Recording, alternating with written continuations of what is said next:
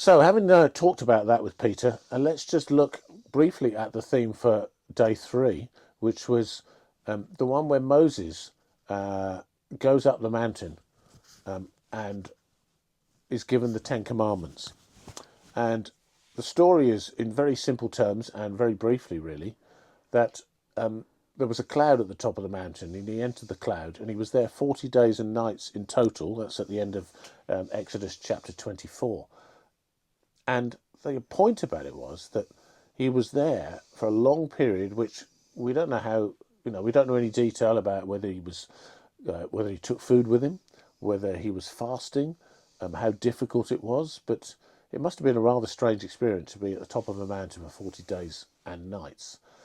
The significant thing was that God spoke, that he'd felt called to go there. He was told he would, he should be the person to go and do this, because he's obviously extremely significant in the story of the Old Testament.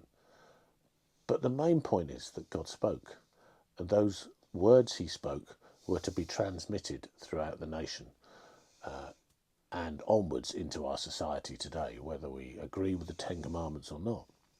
So it was a significant time of listening and noting, and really that's what Lent is. It's a time of listening, reflecting on where we're at with God, hearing what he's saying to us, and almost certainly noting our response to that.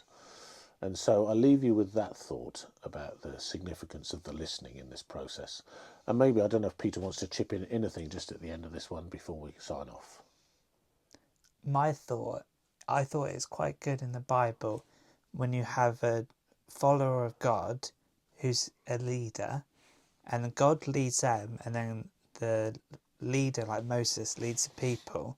So it's almost as if the government has a direct connection to God, and our government, if you watch Prime Minister Questions or whatever, doesn't seem to have a direct connection to God. Well, there might be something in that. So even if we're called to pray, we are called to pray for our leaders, and maybe we need to pray for them more, but that's a completely different point. Because when you were saying 10 Commandments, I was thinking, there's no one today who, unless you have someone like Mother Teresa or Nelson Mandela, there's not really somewhere that you can look to follow God through a leader.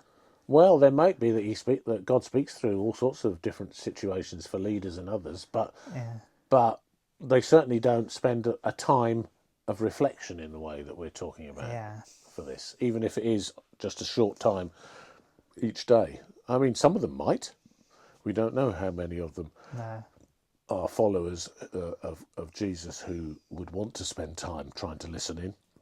But certainly the way that sometimes they behave, I take your point. I don't know the point of my point. No, the point of your point is that anyway. We ought to learn from this and maybe be better listeners and spend more time just reflecting on where we're at and how we can help. They should have a prayer in the House of Commons. Well, they do. They actually, that's another topic, but prayer does happen in the House of Commons, and there are Christians in the House of Commons. Okay, we'll sign off for today with that one.